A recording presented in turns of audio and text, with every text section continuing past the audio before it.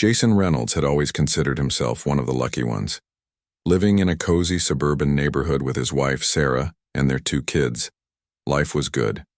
His days were filled with work as a software engineer, but it was his weekends that truly made him happy.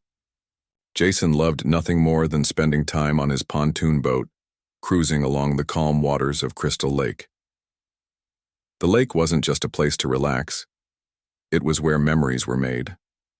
Whether he was fishing with his son or hosting small gatherings, with friends, the water brought joy to everyone who visited. Crystal Lake was the crown jewel of the community. Surrounded by lush greenery and dotted with charming docks, it offered residents a peaceful escape from the hustle and bustle of daily life. For years, Jason never questioned how things worked around the lake. He assumed that as long as he followed basic courtesy, like keeping noise levels down and cleaning up after himself, he'd be fine. But little did he know, trouble was brewing beneath the surface. One sunny Saturday morning, Jason returned home from a delightful day on the water. As he stepped onto his porch, humming a tune and still smelling the fresh lake air, he noticed an envelope tucked under his doormat. At first glance, it looked like junk mail, but something about it felt different. Curious, he opened it and began reading. His smile vanished almost instantly. The letter was from the Homeowners Association, HOA, the governing body responsible for managing the neighborhood's shared spaces, including Crystal Lake. In formal language, it informed Jason that he owed them $3,000 for violating several rules related to lake usage. Apparently, according to the HOA's guidelines, there were strict limits on when and where residents could operate motorized boats. Jason had unknowingly broken these rules multiple times over the past few months. Stunned, Jason read the letter again, hoping he'd misunderstood. But no matter how many times he went over the words, the message remained the same: pay up or face consequences. Anger bubbled inside him. How could they slap such a hefty fine on him without warning? And why hadn't anyone told him about these ridiculous restrictions before? Determined to clear things up, Jason decided to attend the next HOA meeting. Surely once he explained the situation, they'd see reason. After all, he wasn't some reckless speedboat driver tearing through the water at midnight. He was just a guy trying to enjoy his weekends responsibly. The meeting took place in the community center's stuffy basement, where fluorescent lights buzzed overhead and rows of folding chairs sat neatly arranged. Jason arrived early, clutching the letter and rehearsing what he planned to say. As other attendees trickled in, he noticed familiar faces, neighbors he waved to every morning, but also sensed an undercurrent of tension. When the session finally began, the HOA president, a stern woman named Mrs. Harper, wasted no time diving into the agenda. When it came time for public comments, Jason stood up nervously. "Hi, everyone," he started, clearing his throat. "I'm Jason Reynolds, and I live near the north end of the lake. I recently received a letter about a fine for using my pontoon boat too much. Honestly, I didn't even know there were rules limiting how we use the lake. Can someone explain this to me?" Mrs. Harper adjusted her glasses and gave him a cold stare. "Mr. Reynolds, the rules are clearly outlined in the HOA handbook distributed to all homeowners. Perhaps you should take the time to review it." Jason felt his cheeks flush. "I haven't seen any handbook," he replied, struggling to keep his voice steady. "Even if there are rules, shouldn't there have been some kind of warning before issuing such a large fine?" Another board member chimed in, his tone dripping with condescension. "We're here to maintain order and preserve the quality of life for everyone. Your excessive boating disrupts the peace and tranquility of our community. Other residents have complained." This response hit Jason like a punch to the gut. Complaints? From whom? He couldn't recall ever causing disturbances. If anything, his family's outings were quiet and low-key compared to others who zoomed around on jet skis or threw loud parties on their boats. Still, he tried to stay calm. "Look, I understand the need for rules, but this feels unfair. Is there any way we can work this out?" Mrs. Harper shook her head firmly. "The fine stands unless you wish to appeal formally. However, let me remind you that appeals often result in additional penalties if denied." Defeated and frustrated, Jason sank back into his seat. The rest of the meeting passed in a blur as he mulled over what had happened. These people weren't interested in compromise. They wanted compliance and payment. On the drive home, Jason replayed the conversation in his mind, growing angrier with each passing mile. Who did they think they were, dictating how he spent his free time? And why did they seem so eager to punish him instead of finding solutions? That night, Jason couldn't sleep. He lay awake staring at the ceiling, replaying the events of the day. Something about the whole situation didn't sit right with him. Why had the HOA waited until now to enforce these supposed rules? Had anyone else been fined for similar infractions? More importantly, who gave them the authority to control access to the lake in the first place? As dawn broke, Jason resolved not to let this slide. He wasn't going to roll over and hand over $3,000 without putting up a fight. This wasn't just about money anymore. It was about principle. If the HOA thought they could bully him into submission, they were sorely mistaken. Little did he know, this decision would set off a chain reaction that would change the entire community forever. The next morning, Jason woke up with a sense of purpose. He wasn't going to let the HOA intimidate him into silence or submission, but before he could take any action, he needed answers. What were these so-called rules that the HOA claimed he had violated? And more importantly, who gave them the authority to enforce them in the first place? Determined to get to the bottom of things, Jason began his investigation. His first stop was the HOA office, located in a small building near the entrance of the neighborhood.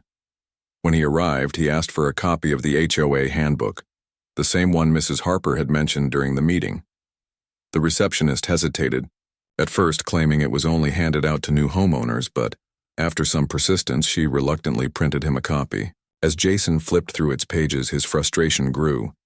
The rules about lake usage were buried deep within the document, written in dense legal jargon that seemed designed to confuse rather than inform. Worse still, there was no clear explanation of how violations were enforced or how fines were calculated. But something else caught Jason's eye. A brief mention that Crystal Lake was technically owned by the state as public property. This revelation stopped him cold. If the lake belonged to the state, how could the HOA impose restrictions on it? Intrigued, Jason decided to dig deeper. Over the next few days, he spent hours researching online, poring over government websites and old news articles about Crystal Lake. Slowly, a clearer picture began to emerge.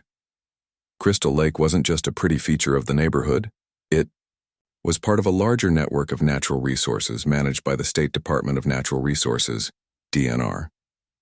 Decades ago, when the community was first developed, the HOA had been granted permission to build docks and maintain certain areas around the shoreline.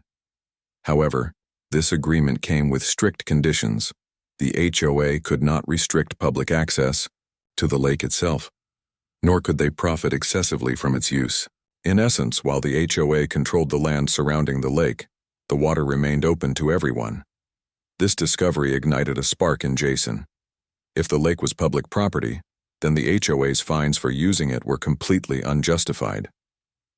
But as he delved further, he uncovered another layer to the story, one that made his blood boil. It turned out that the HOA charged residents hefty annual fees to cover lake maintenance. These fees ranged from $500 to $1,000 per household, depending on the size of the property. At first glance, this seemed reasonable. After all, maintaining a lake required effort and resources. But upon closer inspection, Jason realized that much of the actual work, like dredging sediment, testing water quality, and cleaning debris, was funded by taxpayer dollars through the DNR. Essentially, the HOA was double-dipping, collecting money from residents while relying on government programs to handle the heavy lifting. Jason couldn't believe what he was reading. Not only were the HOA's rules questionable, but their financial practices appeared downright unethical. How many years had they been getting away with this scheme? And how many unsuspecting homeowners had paid thousands of dollars without realizing they were being taken advantage of? Feeling a mix of anger and determination, Jason knew he couldn't fight this battle alone. He needed allies, people who shared his outrage and were willing to stand up against the HOA. so he started reaching out to his neighbors. At first, he kept his inquiries casually mentioning the lake fine incident during conversations. To his surprise, several people confessed that they too had been fined for minor infractions, ranging from docking boats in unauthorized spots to playing music too loudly near the shore. Others admitted they'd simply paid the fees without questioning them, assuming it was standard procedure. Encouraged by these revelations, Jason organized a secret meeting at his house. He invited a handful of trusted neighbors, including Mark, a retired lawyer, Emily, a stay-at-home mom who ran a popular neighborhood blog, and Tom, a handyman known for his outspoken nature. Over coffee and snacks, Jason laid out everything he'd discovered: the HOA's shaky legal standing, their misuse of funds, and the absurdity of the fines. By the end of the presentation, the room buzzed with energy. "We can't let them keep treating us like this," Mark declared, slamming his fist on the table. "If the lake is public property, then we have every right to challenge their authority." Emily nodded enthusiastically. "And if word gets out about their shady finances, other residents will join us. We just need to spread awareness." Tom chimed in, grinning mischievously. "Let's hit them where it hurts, their wallets. Nobody likes paying unnecessary fees." Inspired by their enthusiasm, Jason proposed forming a coalition to take back control of Crystal Lake. They called themselves the Lake Liberation Front, a tongue-in-cheek name that reflected both their mission and their growing defiance. Their plan was simple yet ambitious: expose the HOA's misconduct, rally support from the community, and ultimately reclaim ownership, or at least management, of the lake. Over the following weeks, the group sprang into action. Emily used her blog to share stories of residents who had been unfairly fined, framing the issue as a matter of fairness and transparency. Mark drafted letters to send to local officials, demanding an audit of the HOA's finances. Meanwhile, Tom took charge of spreading flyers throughout the neighborhood, urging people to attend upcoming town hall meetings. As momentum built, Jason focused on gathering concrete evidence to bolster their case. He reached out to former HOA employees, hoping to find whistleblowers willing to speak out. One evening, he struck gold. A retired maintenance worker agreed to meet him in confidence. Over burgers at a nearby diner, the man revealed shocking details about the HOA's inner workings. According resource. With the evidence mounting and support from his neighbors growing stronger, Jason knew it was time to take the fight directly to the HOA. But instead of simply challenging their authority in court or through protests, he decided on a bolder move: leasing the rights to manage Crystal Lake himself. It was a risky plan, but one that could potentially cut the HOA out of the equation entirely. Jason's first step was reaching out to the State Department of Natural Resources, DNR, the agency responsible for overseeing public waterways like Crystal Lake. He scheduled a meeting with a senior official named Mr. Peterson, who oversaw recreational lakes in the region. Dressed in his best suit and armed with folders filled with research, Jason walked into the DNR office ready to make his case. "Mr. Peterson," Jason began, shaking the man's hand firmly. "I'm here because I believe there's been a misuse of power regarding Crystal Lake. The Homeowners Association has been acting as though they own the lake, imposing fines and restrictions on residents without proper legal standing. Meanwhile, they've been charging us exorbitant fees while relying on taxpayer-funded programs to handle actual maintenance." Mr. Peterson listened intently, nodding occasionally as Jason laid out his findings. When Jason finished speaking, the official leaned back in his chair, stroking his chin thoughtfully. "You're not wrong about the HOA overstepping its bounds," he admitted. "We've received complaints before, but nothing substantial enough to warrant action. What exactly are you proposing?" Jason took a deep breath. This was the moment of truth. "I'd like to apply for a management lease for Crystal Lake," he said confidently. "Under this agreement, I'll oversee activities on the water, ensure compliance with environmental regulations, and provide better access to residents, all while operating transparently and fairly. I can prove that the current system isn't working, and I have the community's support to back me up." Mr. Peterson raised an eyebrow. "Managing a lake is no small task. Do you have experience in this area? Not directly, Jason admitted, but I've assembled a team of experts, retired engineers, environmental scientists, and even former park rangers who are willing to help. Plus, I've already secured funding through private donations from residents who want change. All we need is your approval to move forward. After several follow-up meetings and a thorough review process, the DNR agreed to grant Jason a 5-year management lease for Crystal Lake. It was a monumental victory, though Jason knew the real work was just beginning. With the paperwork signed and sealed, he officially became the steward of the lake, a role that gave him unprecedented control over its future. Transforming crystal blue waters. The day after securing the lease, Jason wasted no time implementing changes. His first order of business was abolishing the HOA's restrictive boating policies. Under their rules, residents could only use motorized boats during limited hours and within designated zones, rules that had stifled fun and created unnecessary tension among neighbors. Jason replaced these with a more flexible system that prioritized safety and courtesy without micromanaging people's activities. Next, he tackled accessibility. For years, the HOA had charged residents steep fees to dock their boats or launch them from private ramps. Jason eliminated those barriers by installing free public docks and creating additional access points around the lake.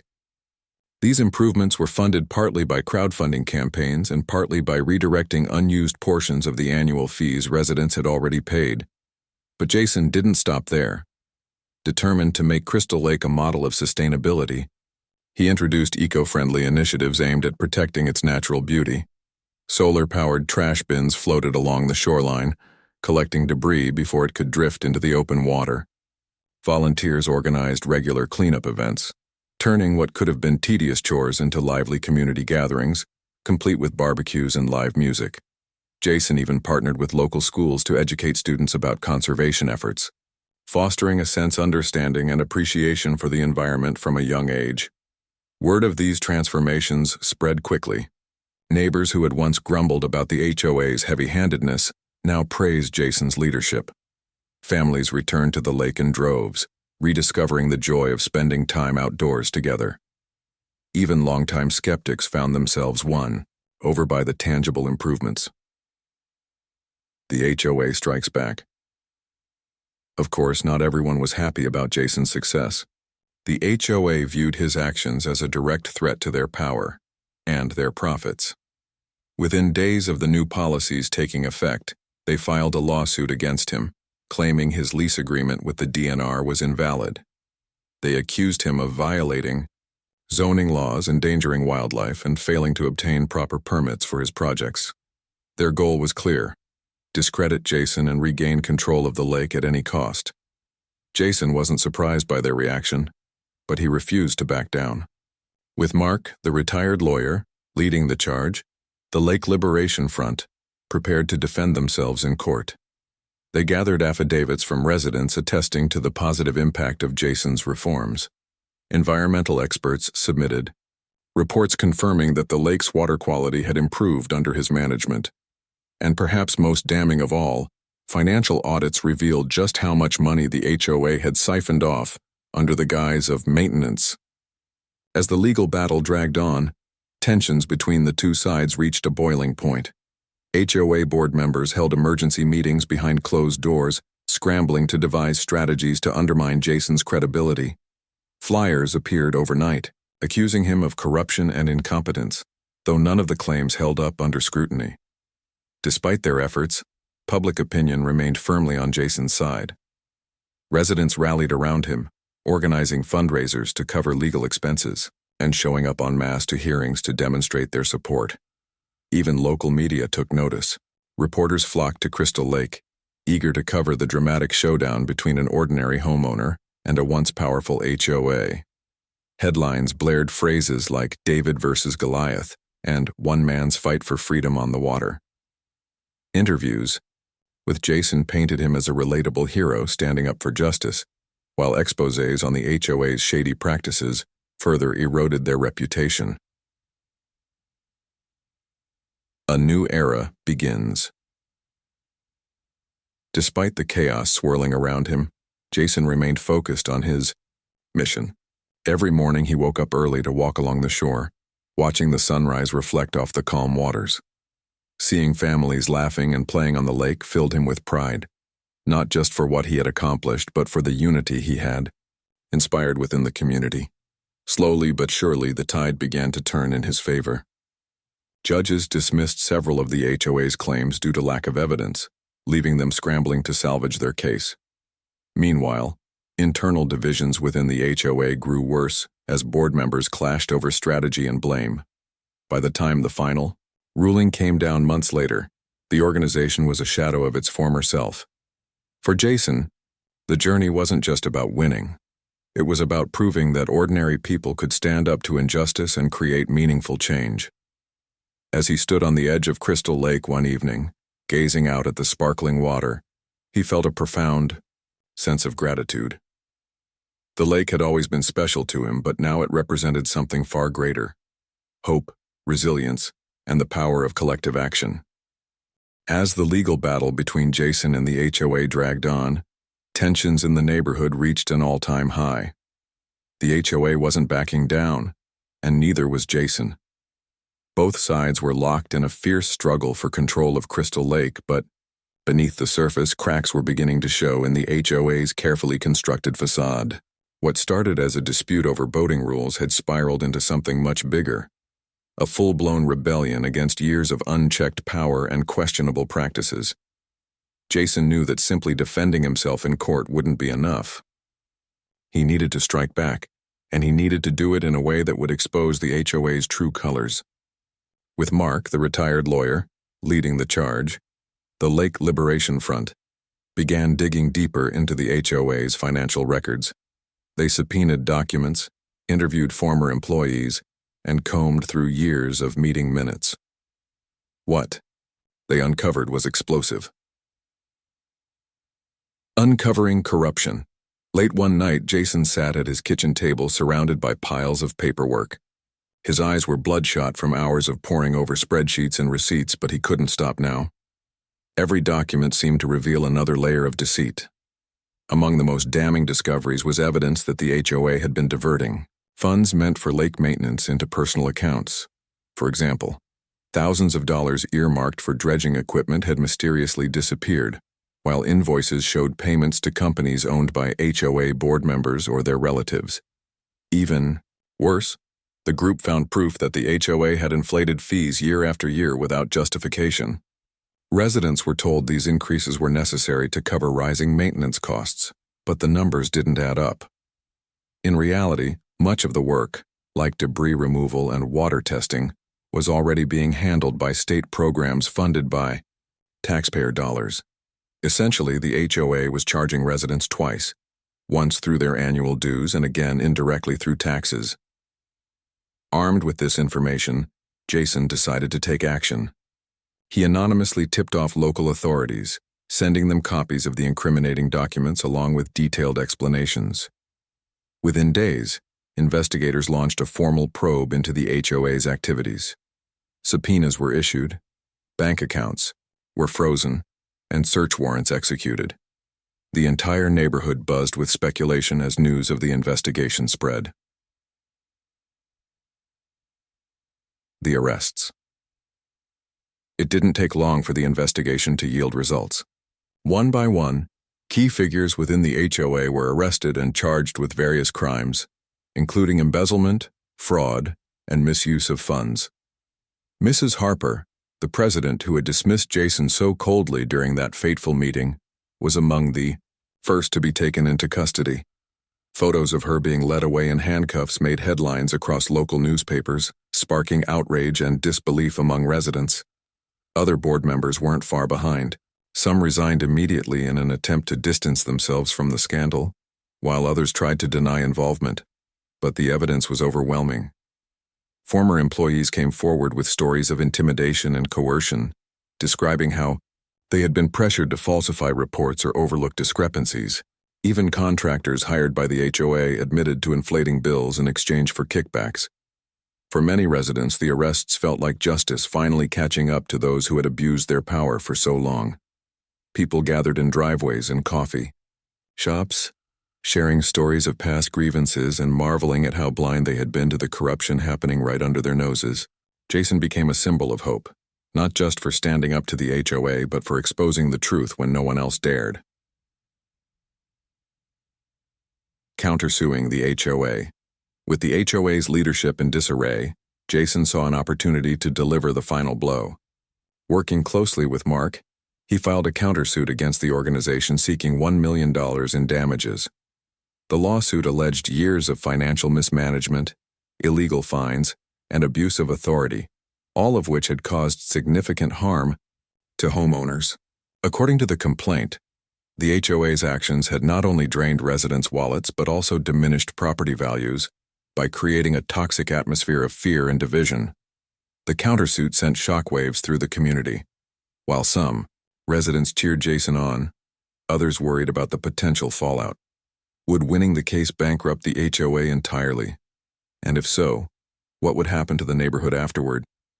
Sensing these concerns, Jason held a series of town hall meetings to address questions and reassure his neighbors. "Look," he said during one particularly heated session, "this isn't about revenge, it's about accountability. We deserve transparency and fairness, and we're not going to get that unless we hold them responsible for their actions. If we win, the money will go toward improving our community, not lining anyone else's pockets." His words resonated with many attendees who applauded his commitment to keeping the focus on the greater good. Slowly but surely, support for the lawsuit grew stronger. Media frenzy. As the countersuit gained traction, national media outlets picked up the story, turning Crystal Lake into a symbol of grassroots resistance against corporate greed. Reporters descended on the neighborhood, eager to capture interviews with Jason and his supporters. Television crews filmed segments aboard Jason's pontoon boat, highlighting the beauty of the lake and contrasting it with the ugliness of the HOA's actions. Social media lit up with hashtags like Lake Liberation and Justice for Jason, drawing attention from people around the country. The coverage painted Jason as a modern-day hero, a regular guy who refused to back down when faced with injustice. Talk shows invited him to share his story, and opinion pieces praised his courage and determination. Meanwhile, the HOA struggled to defend itself, issuing vague statements about misunderstandings and good intentions that rang hollow in light of the mounting evidence against them. Even celebrities weighed in, with several high-profile figures expressing solidarity with Jason's cause. One famous actor tweeted, "If you mess with someone's right to enjoy nature, expect pushback. Go, Jason." Another musician wrote a song inspired by the saga, performing it live during a concert and dedicating it to all the Davids fighting Goliaths. A turning point. By the time the countersuit went to trial, the HOA was barely functioning. Most of its remaining board members had resigned, leaving behind a skeleton crew ill-equipped to mount a defense. Their attorneys argued that Jason's claims were exaggerated and that any mistakes made were unintentional, but the jury wasn't convinced. Testimony after testimony revealed a pattern of misconduct stretching back years, leaving little doubt about the HOA's guilt. In the end, the verdict was unanimous. Jason and the Lake Liberation Front had won. The judge ordered the HOA to pay $750,000 in damages, a significant reduction from the original $1 million claim, but still a staggering sum that effectively dismantled the organization. The ruling also mandated sweeping reforms, including the creation of a democratically elected committee to oversee future decisions related to Crystal Lake. As the courtroom erupted in cheers, Jason felt a wave of relief wash over him. It had been a long, grueling journey, but they had done it. Together, they had stood up to a powerful adversary and emerged victorious. More importantly, they had proven that ordinary people could make extraordinary change when they worked together. Looking ahead. With the HOA stripped of its authority, Jason stepped aside as manager of Crystal Lake, handing over the reins to the newly formed committee. Though he returned to his quiet life as a software engineer, his legacy lived on. The lake thrived under its new management, becoming a beacon of sustainability and community spirit. Residents enjoyed unrestricted access to its waters, free from arbitrary rules and exorbitant fees. For Jason, the experience had transformed him in ways he never expected. What began as a simple love for pontooning had turned into a crusade for justice, a reminder that sometimes the smallest ripples can create the biggest waves. As he often joked to friends, all it took was a little rebellion and a lot of determination. The courtroom erupted in applause as the judge's gavel came down, sealing the fate of the HOA once and for all. Jason sat quietly in his seat, letting the moment sink in. It had been nearly 2 years since he received that first letter demanding $3,000 for pontooning too much, a seemingly small issue that spiraled into a full-blown war. Now, here he was, surrounded by friends, family, and neighbors who had stood by him every step of the way.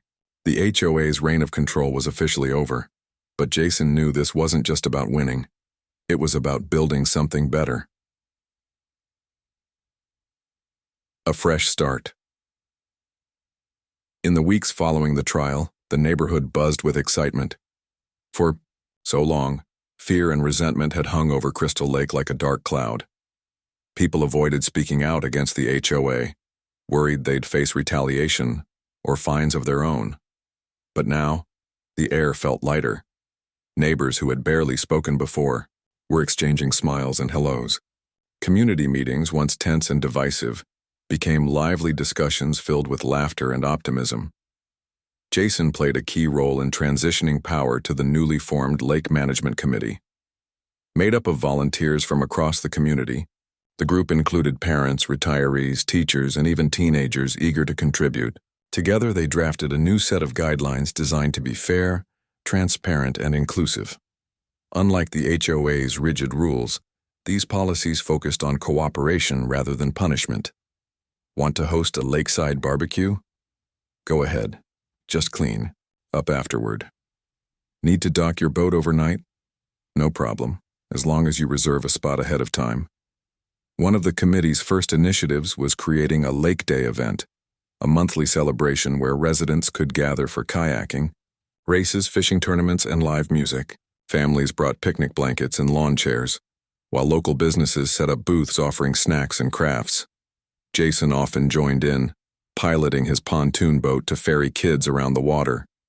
Watching their faces light up with joy reminded him why he'd fought so hard in the first place. Restoring trust. While most residents embraced the changes, some remained skeptical. Decades of mistrust didn't disappear overnight, especially among older homeowners who had grown accustomed to the HOA's strict oversight. To address these concerns, the committee held regular town halls, inviting everyone to voice their opinions and ask questions. They also published detailed reports showing exactly how funds were being spent, ensuring complete transparency. Jason understood the importance of rebuilding trust, so he made it a point to stay involved without overshadowing the committee's efforts. He attended meetings occasionally, offering advice when needed but stepping back to let others take the lead. His humility earned him respect, and many credited him with setting an example of servant leadership, a reminder that true change comes not from domination but collaboration. Even former HOA supporters softened their stance over time. Seeing the positive impact of the new system, they admitted privately that maybe things hadn't been as perfect under the old regime as they'd thought. Some even apologized to Jason for doubting him early on, though he graciously shrugged it off. "We're all human," he'd say with a smile. "What matters is that we're moving forward together." Crystal Lake thrives. Under the committee's care, Crystal Lake flourished. Environmental initiatives launched by Jason continued to expand, thanks to partnerships with conservation groups and schools. Floating solar panels powered lighting along the shorelines, reducing energy costs and carbon footprints. Volunteers planted native vegetation to prevent erosion and attract wildlife, transforming barren patches into vibrant ecosystems.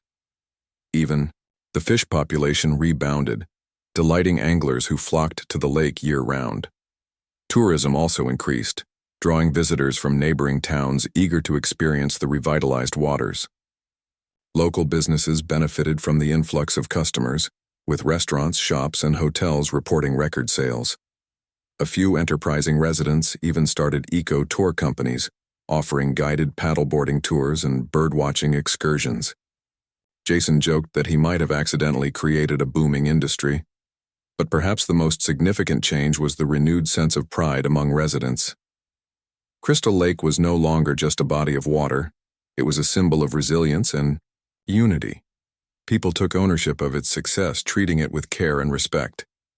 Littering became almost non-existent, and spontaneous cleanup efforts popped up regularly. Kids learned about environmental stewardship in school and carried those lessons home to their families. The lake had become more than a place. It was a shared legacy. Jason's quiet life. For Jason, life slowly returned to normal, or at least as normal as it could be after such a whirlwind adventure. He went back to his job as a software engineer, spending weekdays coding and debugging systems. On weekends, he still enjoyed boating with his family, though now he did so without glancing nervously over his shoulder for HOA enforcers. The stress that had weighed him down for so long was gone, replaced by a deep sense of fulfillment. Though he stepped away from the spotlight, Jason's story continued to inspire others far beyond Crystal Lake. Journalists occasionally reached out for follow-up interviews asking how he managed to pull off such an improbable victory. Each time he gave the same humble response. "I didn't do it alone. It was the community that made this happen. I just happened to be the guy who got the ball rolling." His experience taught him valuable lessons about perseverance, teamwork, and the power of standing up for what's right. He often shared these insights during motivational talks at schools and community events, encouraging people to speak out against injustice, even if it seemed daunting. "You don't have to be fearless," he'd tell them. "You just have to be willing to try." A legacy of change. Years later, Crystal Lake remained a shining example of what communities could achieve when they worked together. The committee evolved into a permanent governing body, overseeing not only the lake but also other shared spaces in the neighborhood. Annual fees were slashed, and surplus funds were reinvested into infrastructure improvements like playgrounds, walking trails, and community gardens. As for Jason, he became a legend in his own right, a quiet hero whose determination sparked a revolution. Parents told their children bedtime stories about the man who saved the lake, embellishing details until Jason laughed and insisted they tone it down. Yet, despite the exaggerations, the core message remained true. One person really can make a difference. On summer evenings, Jason would sit on his porch sipping lemonade and watching the sun dip below the horizon. The sound of laughter drifted across the water as families enjoyed another beautiful day on the lake. He thought back to the days when he felt powerless against the HOA, wondering if he'd ever see justice served. Now, looking at the thriving community around him, he couldn't help but feel grateful for everything that had transpired. Crystal Lake wasn't just a place anymore. It was proof that ordinary people could rise above extraordinary challenges. And Jason Reynolds, the software engineer turned accidental activist, would forever be remembered as the man who dared to dream bigger than anyone thought possible.